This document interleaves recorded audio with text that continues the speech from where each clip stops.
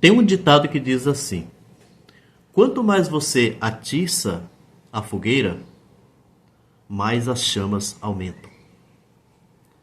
É o que está acontecendo nessa guerra de Israel contra a Palestina. E olha que o que eu estou querendo dizer.